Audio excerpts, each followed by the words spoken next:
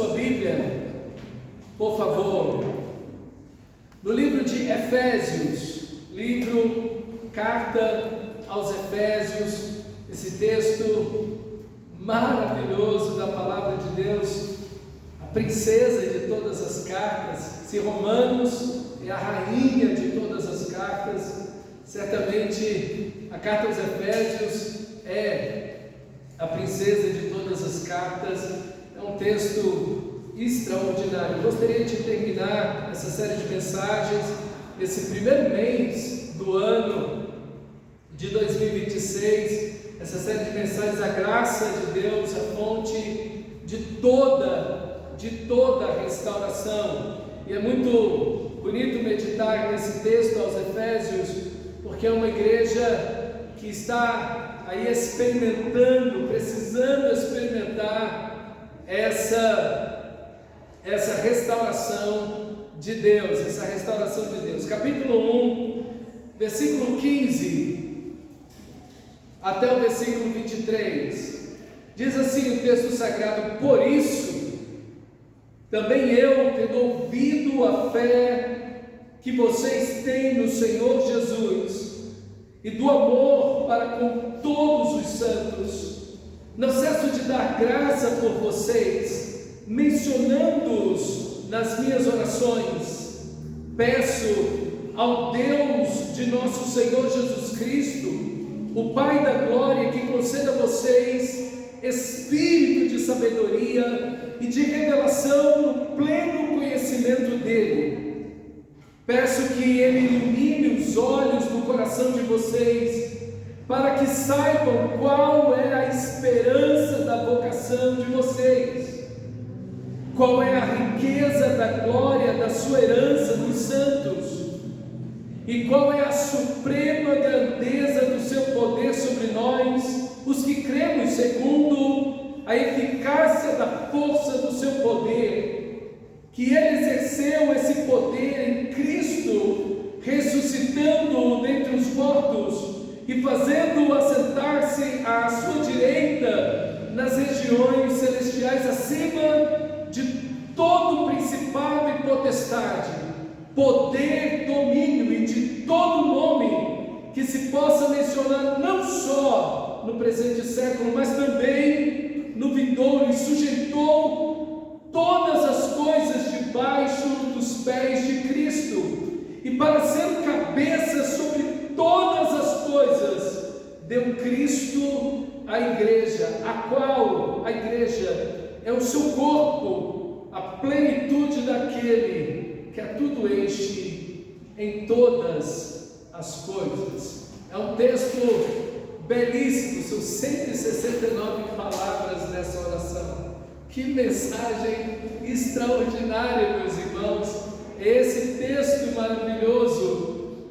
Paulo começa essa carta para essa igreja tão querida, tão amada, que depois de 10 anos de um grande avivamento, e Paulo é usado por Deus para ver essa igreja nascer e fazer essa igreja nascer, e essa igreja vai florir de uma maneira extraordinária e se tornar a maior igreja do mundo nessa época, e a igreja mais influente, a igreja mais missional, mais missionária, a igreja da qual nascerão as outras 6 igrejas da Ásia, que o livro de Apocalipse vai mencionar. Essa igreja onde as pessoas foram tão tocadas por Deus, e de uma maneira tão tremenda, que mudou a economia dessa cidade. Era uma das cidades mais importantes do mundo na época, e o Evangelho entrou ali com grande poder, o Evangelho sendo pregado com pureza pelo apóstolo Paulo, no poder do Espírito. Uma igreja que começa pequenininha, sempre 12 pessoas ali, começando essa igreja, e Deus derrama a sua glória sobre ela, e aquela igreja vai crescer e florir. Aqueles irmãos que receberam a Cristo vão anunciar o Evangelho aos seus familiares, às pessoas com quem trabalham, e ali a palavra de Deus vai ser semeada de uma forma linda, a ponto de em Atos dizer que a palavra do Senhor crescia e prevalecia poderosamente naquele lugar. E o resultado foi que em 3 anos, o país inteiro da Turquia, que naquele então era chamado de Ásia Menor, conheceu o Evangelho.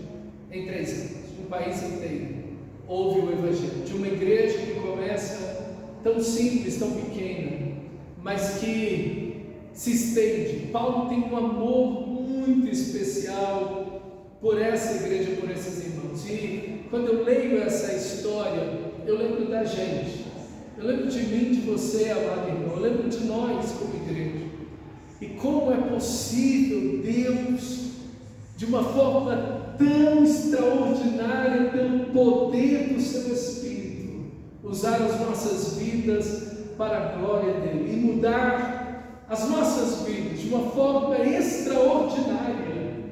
E das nossas vidas, e através das nossas vidas, ir mudando dezenas e centenas e até milhares de pessoas para a glória dele. É possível, eu creio nisso. Deus pode fazer isso.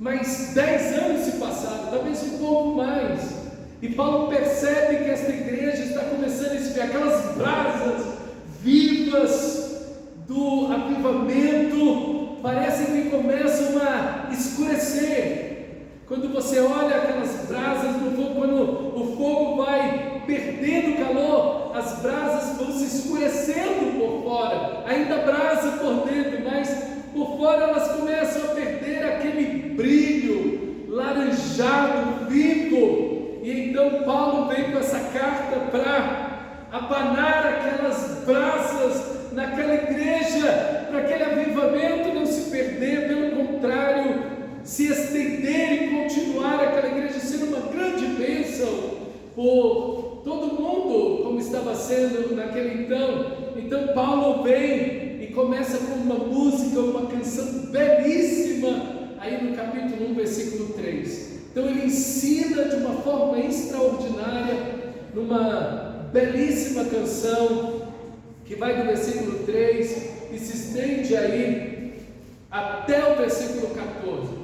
E ele traz as 7 bênçãos espirituais sobre essa igreja: a eleição para estar na sua presença, o destino eterno como filhos de Deus, a libertação completa, a vitória sobre o pecado, o perdão absoluto por causa do sangue de Jesus, a revelação do fim de todas as coisas, tendo Cristo como o fim, o alvo, o centro de tudo, o selo do Espírito, que é a quem pertencemos, e a segunda vinda de Cristo Jesus. Essas 7 bênçãos, Paulo faz essa música maravilhosa, esse poeta de Deus, e transmite isso à igreja, e mostra essa igreja o que Deus tem para ela, que aquilo que Deus tem para a igreja, que o Evangelho é a maior e mais extraordinária bênção que o ser humano jamais poderá entender e compreender. E o texto que nós lemos agora, essa oração, irmãos, a gente jamais vai conseguir chegar a compreendê-la em sua plenitude, em sua totalidade, porque estamos limitados a essa compreensão, a esse corpo, a esta mente. Essa oração talvez nós venhamos a entendê-la plenamente quando estivermos na glória, e lá então glorificado poderemos entender tudo o que ela tem para dizer.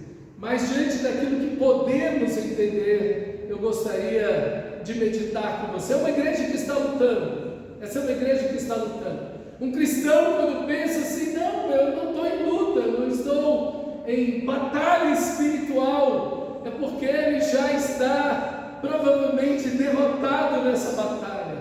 Toda igreja verdadeira, todo cristão verdadeiro está numa grande batalha. Por isso essa carta que começa com as 7 bênçãos espirituais, essas 7 bênçãos eternas que Deus nos deu, em Cristo Jesus, o nosso Senhor, termina o texto sagrado, o mesmo livro, com as 7 partes da armadura de Deus. Há uma batalha, há uma luta em que cada cristão verdadeiro está lutando, e não são lutas humanas, mas são lutas espirituais. A nossa luta, vai dizer o apóstolo Paulo, não é contra sangue e carne, mas contra principados e potestades. Todo verdadeiro cristão está nessa batalha.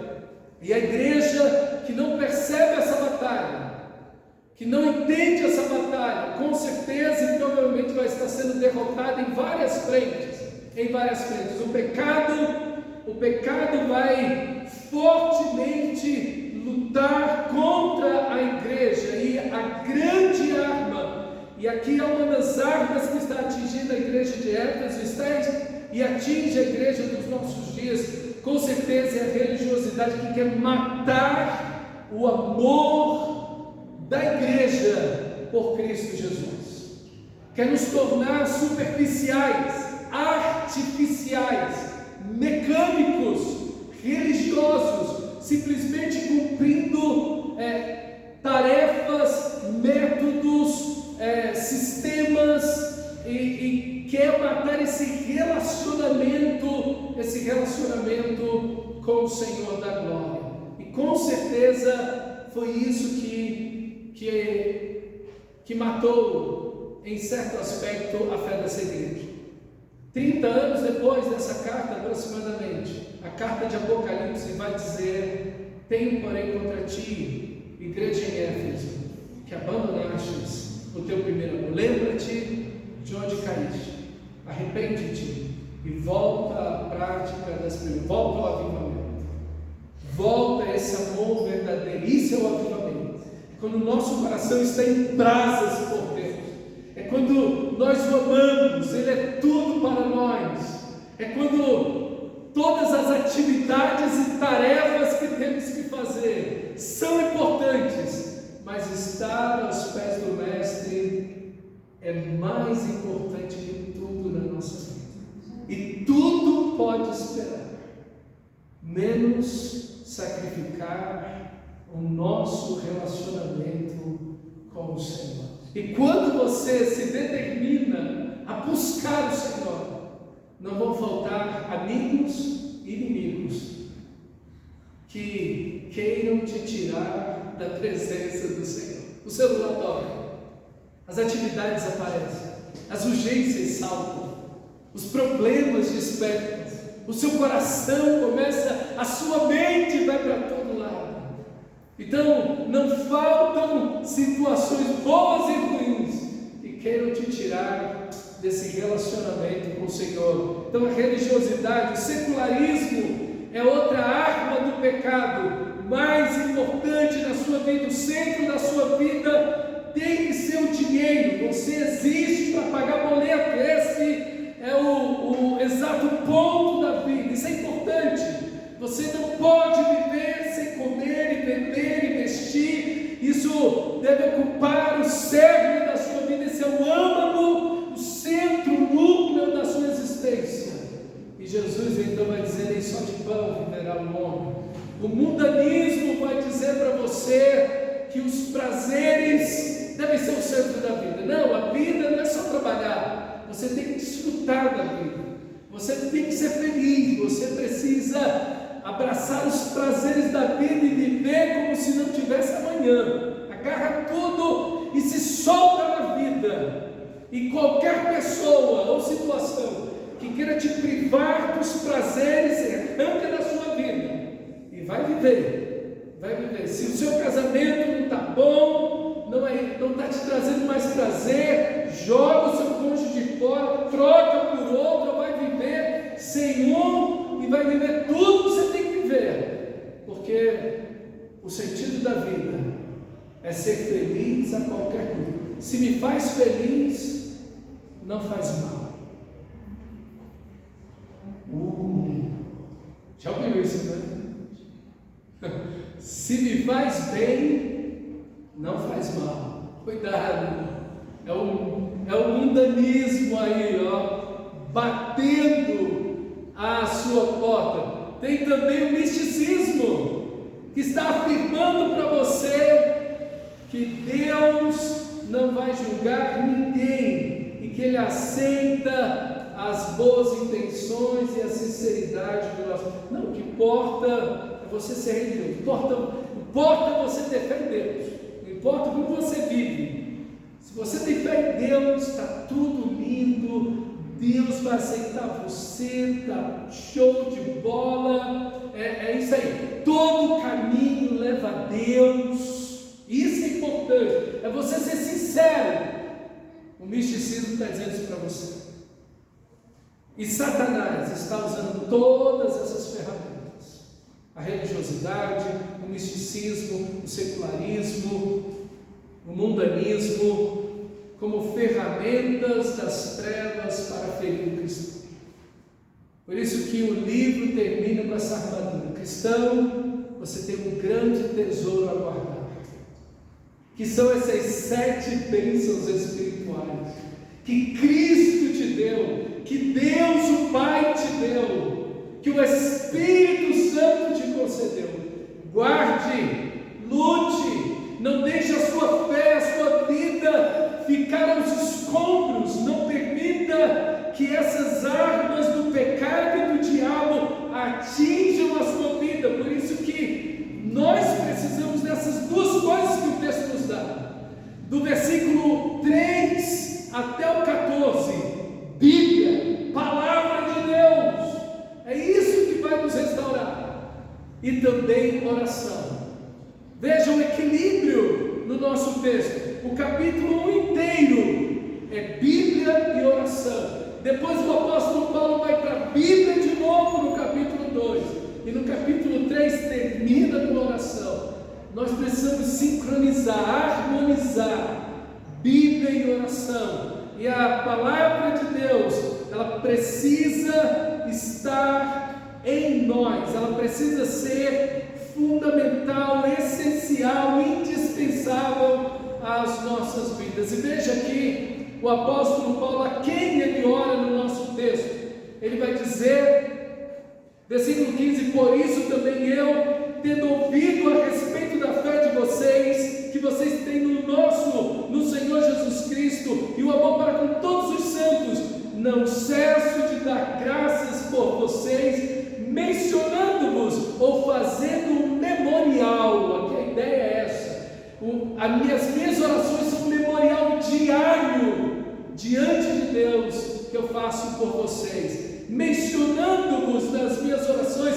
Peço ao Deus do nosso Senhor Jesus Cristo, o Pai da glória. Aqui está por quem Paulo ora e a quem Paulo ora. Por quem ele ora?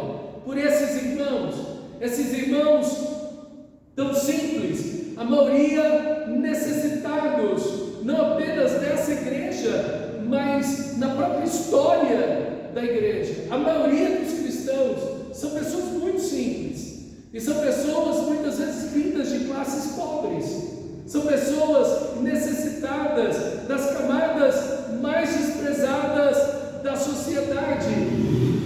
Meus irmãos, mas aqui está Paulo, mesmo falando a uma igreja que em sua maioria são escravos, pobres, pessoas de trabalho braçal, mulheres, órfãos, viúvas, gente que a sociedade desprezava. Paulo poderia e sabia que existia muita necessidade financeira daquilo, muita pobreza, muita necessidade de recursos financeiros. Meus irmãos, mas mesmo assim Paulo ora, não pela subsistência do pão físico, mas ele ora para que esta igreja obtenha as bênçãos eternas. Não é que ele negligencie essa outra parte, não é que ele deixa isso de lado, não é isso, meus irmãos. Não que Paulo desconsidere a importância daquilo que é material, não é isso, e a Bíblia não faz isso. Mas toda a igreja aprendeu do nosso Senhor Jesus que nós não devemos andar ansiosos pelo que havemos de comer, vestir e beber. mas que nós devemos buscar em primeiro lugar o reino de Deus e a sua justiça, e saber que essas demais coisas, sem as quais não podemos viver sem elas, comer, beber e vestir, o Senhor nosso Deus irá acrescentar a cada um de nós, e irá cuidar de todos nós. Por isso, buscar em primeiro lugar o reino de Deus e a sua justiça é o que o apóstolo Paulo, em todo o Novo Testamento, vai fazer. Então, mesmo encontrando uma igreja assim, o apóstolo Paulo leva esta igreja para as regiões celestiais.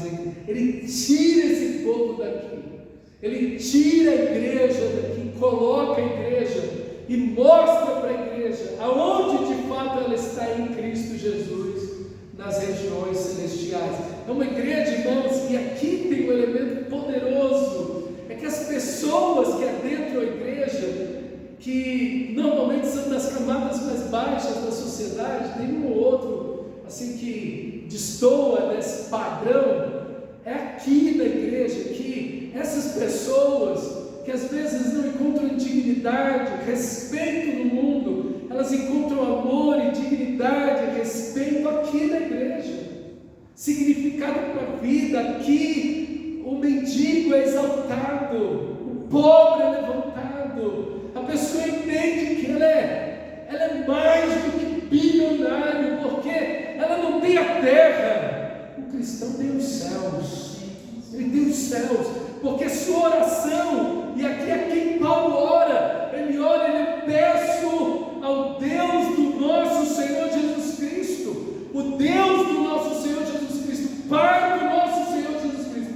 é o nosso Pai, é o nosso Deus, e ele acrescenta o Pai da glória, ele é o nosso Pai, ele é o nosso Deus.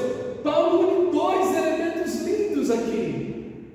O primeiro é a onipotência, Deus, o soberano, o criador, o sustentador de tudo que existe. Como vimos na semana passada em Isaías 40, é aquele que tem o universo na palma da sua mão, é aquele que todas as nações da terra, todos os impérios que já passaram, que são, e se algum ainda outro nascer, são como um grão de poeira na balança. Com toda a sua riqueza, tecnologia, ciência, poder, armamentos, se juntar tudo, um grão de poeira na balança. A Rússia, os Estados Unidos, a Europa, não vou nem falar o Brasil, tadinho, todo mundo, um grão de poeira na balança. Todos os impérios, com toda a força, com toda a sua soberania e riqueza, um grão de poeira, e ele reduz ainda mais, todos eles são como um nada diante de mim. Esse é o nosso Senhor. Paulo une a onipotência, o Deus do nosso Senhor Jesus Cristo, o Pai da glória, o Pai, o Abba, aquele a quem amamos, de quem somos e a quem pertencemos, dele viemos, nele existimos e nos movemos. Ele é o nosso Pai, ele é o Pai, ele é o que nos abençoou da glória, e a glória está nessas 7 bênçãos. Esse Pai que te amou, esse Pai que te escolheu para ser dele, esse Pai que te adotou, você que estava perdido, ele te acolheu, ele te adotou, te deu nome, como o Senhor Jesus Cristo disse lá em João 17, que o Pai nos ama tanto e em tanta intensidade como ama o próprio Filho Jesus. Ele nos ama na mesma proporção, na mesma medida. Esse Pai que nos acolheu, e não apenas nos acolheu como filho, mas nos deu toda a dignidade de filhos. Não somos apenas alguém aceito numa casa, como muitas vezes acontece, alguém vem e um familiar chega na família, e a família vai lá, recebe aquela pessoa, um parente, está muito bem,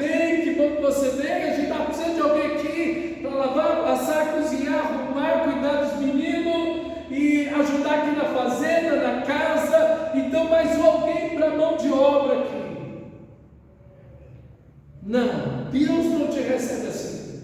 Ele te recebe como filho, Ele coloca o anel no seu dedo, Ele te chama de filho, Ele te beija, Ele te abraça, Ele põe as roupas novas em você, Ele mata o bezerro cevado, Ele te coloca nas regiões celestiais em Cristo. Aonde em Cristo o Filho eterno está, aí você também, cristão, está.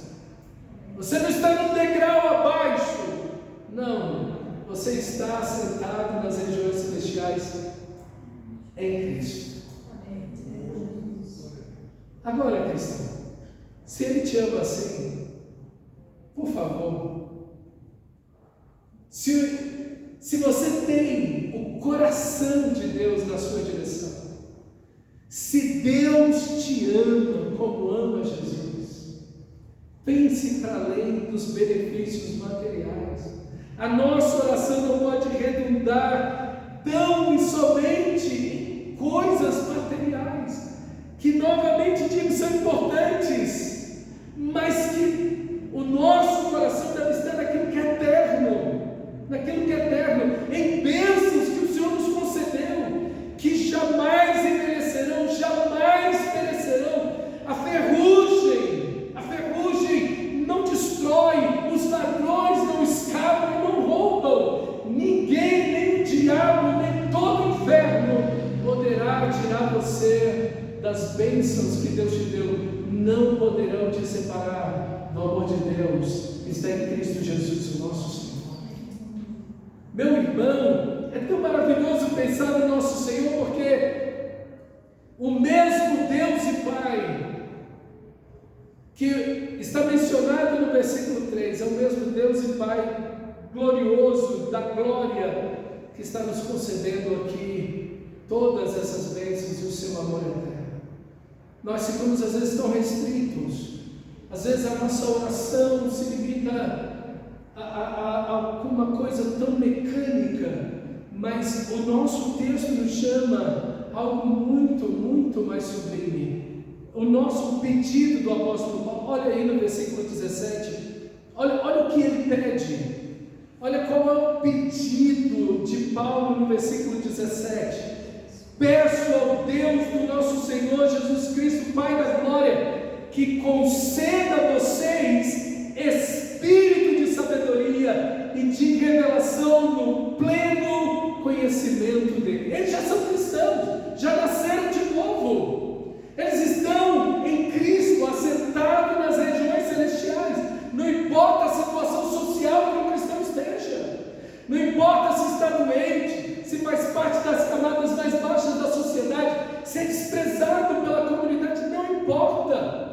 Em Cristo ele está assentado nas regiões celestiais. Socialmente ele pode estar em qualquer outra condição, mas em Cristo ele tem um lugar todo especial, e você não pode esquecer disso. Mas é interessante que a esses que já estão plena e completamente abençoados em Cristo, ele pede que o Pai de glória conceda a vocês espírito de sabedoria e de revelação no pleno conhecimento dele. Veja, é como se Deus tivesse, o Pai tivesse nos dado muitos presentes, e você precisa abrir esses presentes para conhecer o que tem dentro. É exatamente isso aqui que ele está pedindo. Nós já estamos abençoados, mas quantas vezes, meu amado irmão, você tem desfrutado dessa sabedoria e dessa revelação no pleno conhecimento dele? Veja, a maior bênção que nós podemos ter é o próprio Deus. Não o que recebemos dele, não o que colhemos de Deus, não é o que ele nos dá, mas é ele. Santo Agostinho tinha uma frase que a gente entende pela magnitude dela: não peça nada a Deus, peça mais de Deus. E é isso. Não é que ele estava dizendo que você podia elevar, ou a Bíblia está dizendo que você não possa pedir coisas para Deus, não é isso. Mas a maior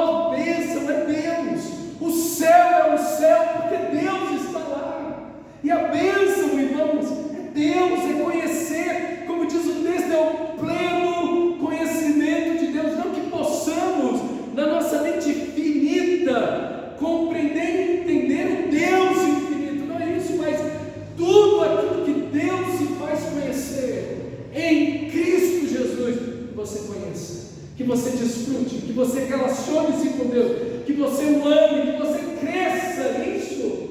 Irmão, é exatamente essa restauração. Essa igreja está começando a se encantar pelo mundo. O mundo está ganhando cores para esta igreja. As brasas estão começando a esfriar por fora. E Paulo está mostrando para eles que existe algo extraordinário, infinitamente maior do que tudo aquilo que transitório e passageiro o mundo pode te oferecer. Irmão, tudo que o diabo ofereceu para Jesus na tentação é transitório, é passageiro, é dessa terra, é desse mundo. Você não leva nada daqui, mas foi tudo que o diabo ofereceu para Jesus. E ele disse não. Ele ofereceu pão, ele disse: nem só de pão viverá o homem, mas de toda a palavra. Essa palavra é eterna, nós estaremos na eternidade com ela.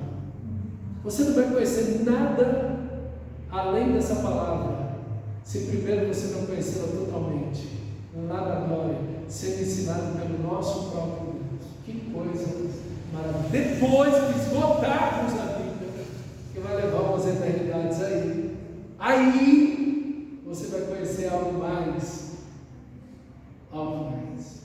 Meus irmãos, o Satanás ofereceu as riquezas desse mundo, os prazeres desse mundo, as glórias desse mundo, e ele não tem mais nada para oferecer. Mas quantos crentes estão encantados com isso? Essa igreja começou a se encantar com tudo isso, e Paulo está dizendo: não, igreja, não é isso. Quando você começa a se encantar pelo mundo, sua fé vai esfriando, sua fé vai se esfriando, e daqui a pouco você perde o primeiro amor. E o que você tem? Nada. Você não tem mais Deus, você já não ama, você está amando o mundo e as coisas que não mudam. O mundo é mais importante, o tempo com o mundo, o relacionamento com o mundo, a Bíblia fica em outro lugar, a oração, a adoração, culto, servir o Senhor. Não, tudo tem mais importância. Deus vai receber os restos e as migalhas, enquanto o mamon vai ter mais a nossa força, a nossa inteligência, a nossa vida. Não, daremos a Deus o nosso tudo, o nosso melhor para Ele. E quando estivermos lá trabalhando e lá estudando, estaremos fazendo tudo para a glória de Deus. Estaremos lá adorando o Senhor, e servindo o Senhor, e testemunhando do Senhor, e pregando o nosso Senhor, e vivendo lá para o nosso Senhor, em casa, no trabalho, onde for. Estaremos lá para adorar e ser o bom perfume de Cristo. Como as irmãs estavam ontem aqui, nesse bom perfume de Cristo, exalando esse bom perfume, sendo luz nesse mundo de trevas, para a glória do nosso Senhor. Então, Ele pede esse pleno conhecimento, esse espírito de sabedoria. E o que é esse espírito de sabedoria? É esse conhecimento da palavra de Deus. É o Espírito de Deus que nos leva a esse conhecimento das Escrituras Sagradas. Como Jesus diz lá em João, capítulo 16, versículo 13: quando vier, porém, o Espírito da verdade, Ele vos guiará a toda a verdade. E a verdade é a palavra do Senhor. Santifica-os na verdade. A tua palavra, disse Jesus em João 17, é a verdade. A tua palavra é a verdade. Irmãos, mergulhar na palavra, ler a palavra, conhecer e crescer e prosseguir e conhecer a palavra de Deus, ler, meditar nessa palavra. Meus irmãos, como devemos crescer no conhecimento da palavra. A restauração da sua vida, de cada área da sua vida, está alicerçada nesta palavra. Aquele que ouve e cumpre as minhas palavras, ele edificou a sua vida sobre a rocha. Não entre em ruína, não desaba, o caos não vem. A palavra de Deus, sua vida solidificada, alicerçada, fundamentada na palavra.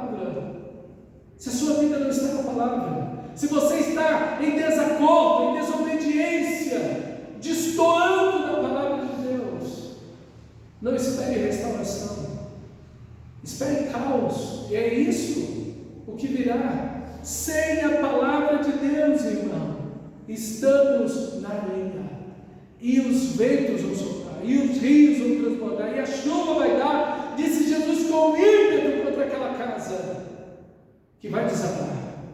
Mas aquele que está fundamentado na palavra de Deus, vivendo nos princípios da palavra de Deus, a mesma chuva, o mesmo rio transborda, os mesmos ventos dão contra aquela casa, que permanece, porque estão fundamentados na rocha, que é a palavra do Senhor. Então você precisa crescer, e só lembrando daquilo que nós vimos há algumas semanas, falando lá no nosso devocional, a essência da vida devocional é o relacionamento com Deus.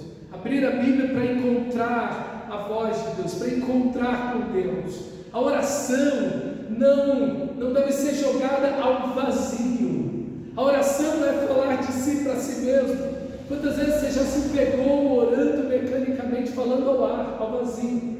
Ele fala com Deus, ao Deus e Pai do nosso Senhor Jesus, o Pai da glória. Paulo está orando a uma pessoa, a um relacionamento aqui. Não são palavras tiradas ao ar, ao vento, ou falar consigo e de si mesmo para consigo mesmo.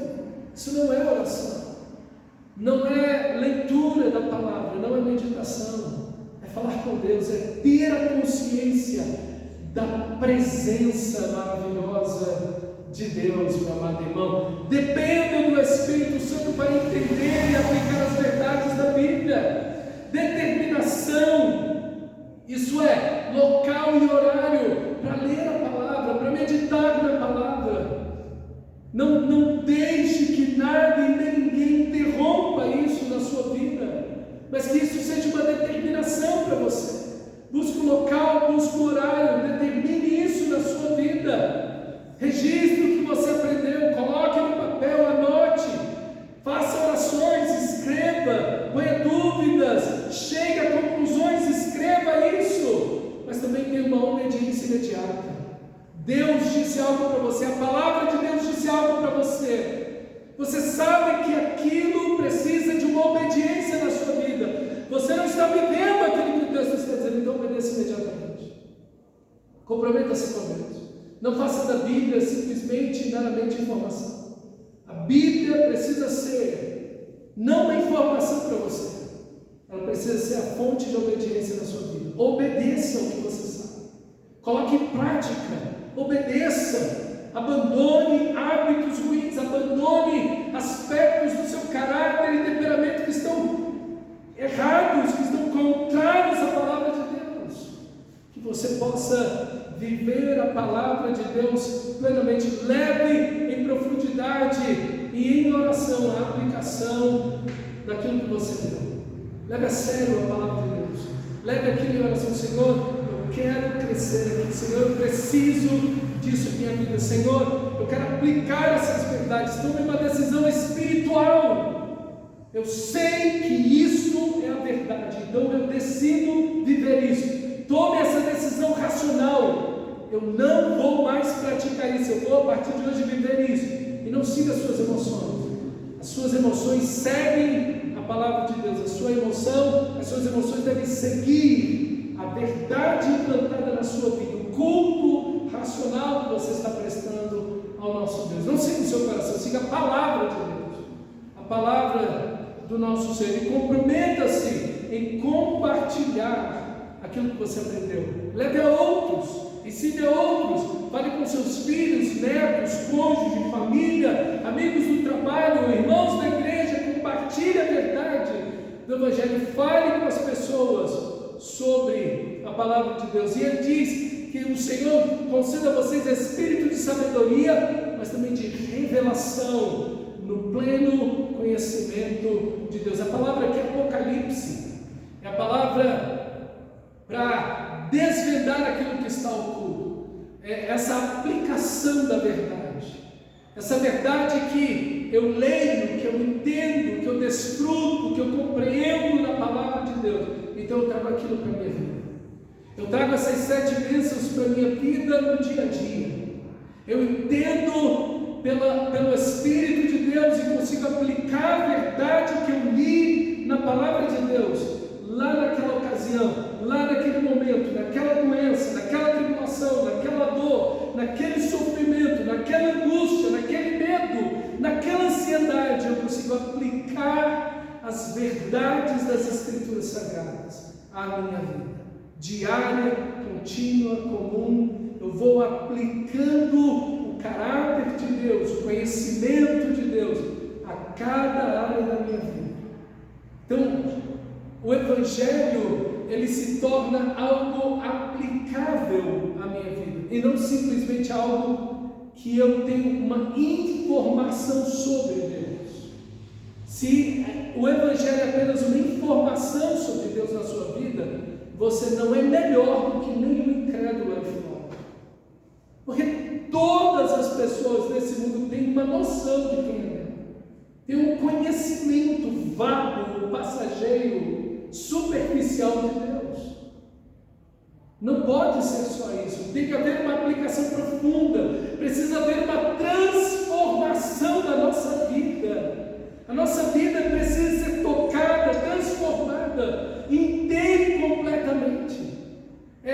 Compreender, ter essa revelação por meio da palavra de Deus, das situações que eu estou passando. Será que o mundanismo não quer me atingir aqui? Será que o secularismo não está tentando me atingir desse lado? Será que não é o misticismo que está tentando me pegar aqui? Será que eu não estou lutando aqui contra a religiosidade? O que eu estou passando e vivendo? O que Deus tem para mim em tudo isso? Essa revelação da vontade de Deus, de viver em Deus, de conhecer a Deus, de usar as circunstâncias que eu estou passando e vivendo como meio de glorificar a Deus, de conhecer a Deus, mesmo em meio às lutas, e não apenas aí, mas também nas bênçãos, porque se há algo que prova a nossa fé, se há algo que prova a veracidade da nossa fé e do nosso amor a Deus, não são apenas as tribulações, mas as bênçãos que nós recebemos.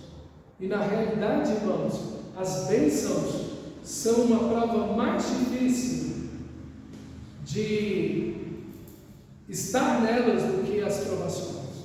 É mais difícil ser abençoado do que ser provado. Mais difícil.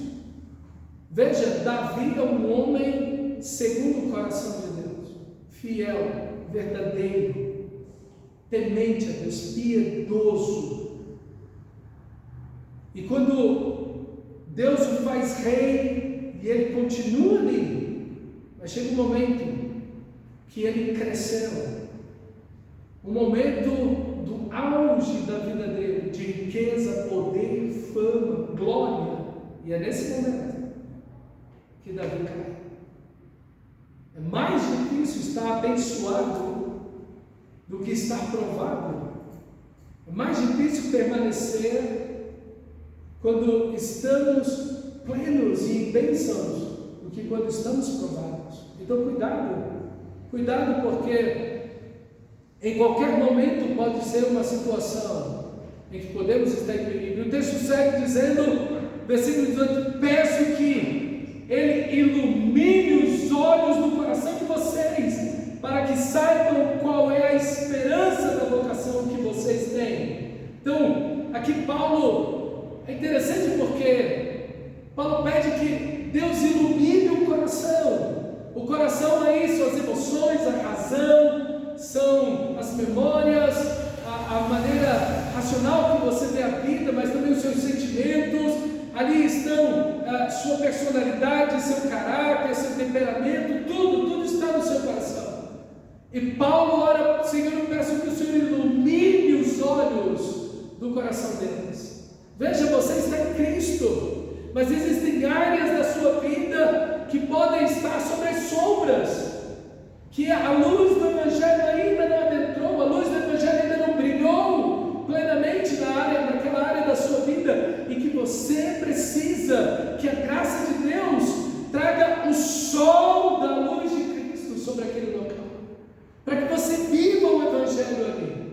Então Paulo ora pedindo: Senhor, ilumina os olhos do coração deles, para que eles vejam a vocação deles, o chamado deles, como aquilo que o Senhor fez na cruz, o chamado para o qual o Senhor tem para eles é infinitamente maior. E o Senhor nos chamou para estar com Ele, o Senhor nos chamou para a salvação, o Senhor nos chamou para essas 7 bênçãos espirituais. Nós somos chamados, vocacionados para a santidade, para pregar o Evangelho, para anunciar as virtudes daquele que nos chamou das trevas para a sua maravilhosa luz. Ele nos chamou para vivermos junto a Ele. Ele nos chamou para vivermos em unidade, em comunhão. O chamado de Deus para nós, irmão, é maior, mais sublime do que qualquer outro que o mundo possa fazer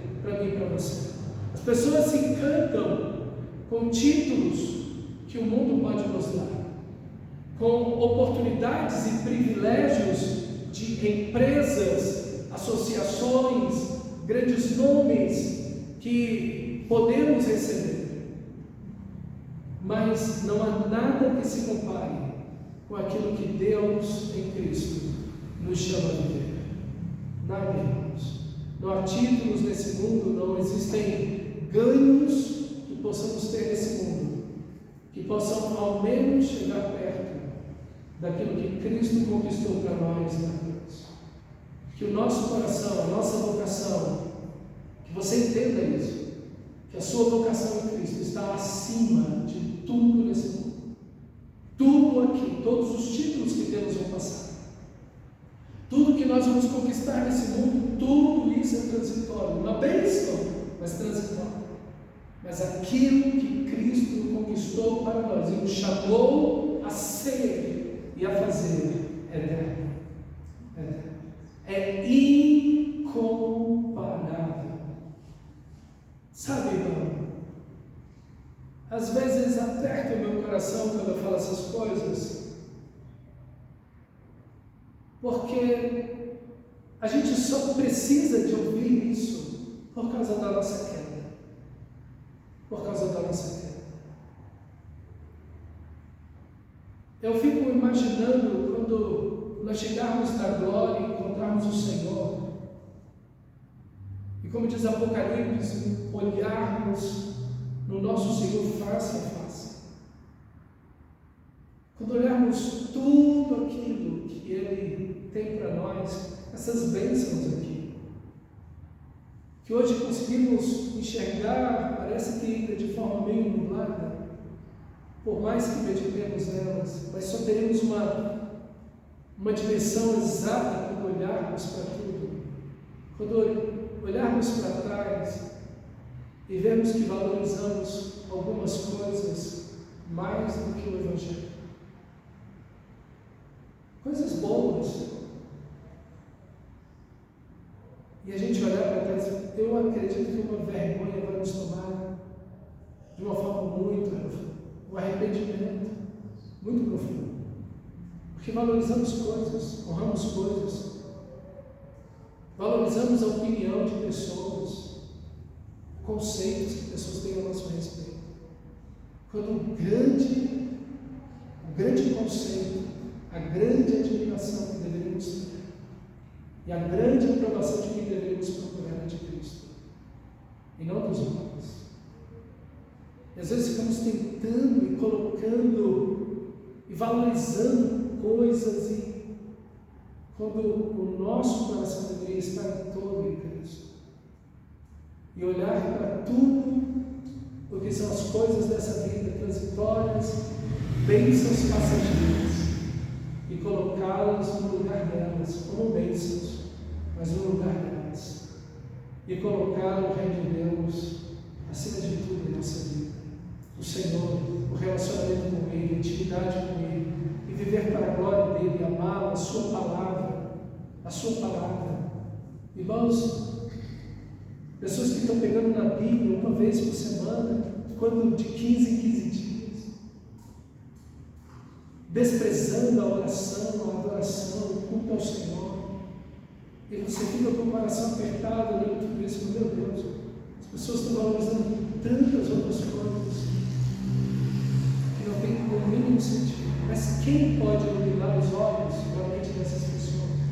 A não ser o Espírito de Deus. Só Ele pode trazer luz do indivíduo. Olha aqui, ó.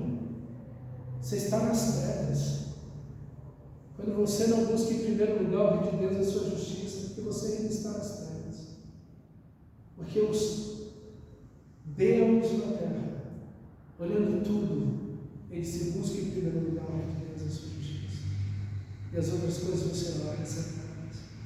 Que você possa ter os seus olhos do coração iluminados, para você enxergar o Senhor, enxergar a si mesmo, enxergar o mundo, e dizer: meu Deus, ensina-me a dar valor e honra e glória a tudo aquilo que de fato tem.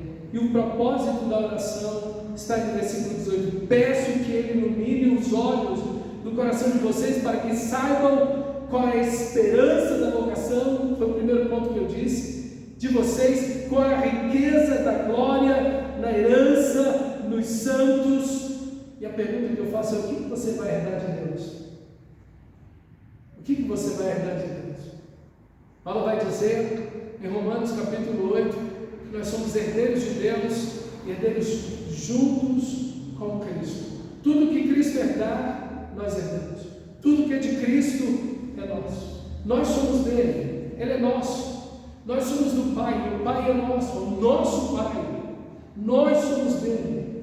Irmãos, como Paulo vai dizer de uma forma surpreendente em 1 Coríntios, capítulo 3, versículo 21, ele diz: portanto, ninguém se glorie dos homens, porque tudo é vosso, seja Paulo, seja Cefas, seja o mundo. O mundo inteiro pertence a Deus. O mundo, seja a vida, seja a morte, aquilo que parece um inimigo, é na realidade, como os puritanos diziam, o anjo que me levará à presença direta do meu Deus.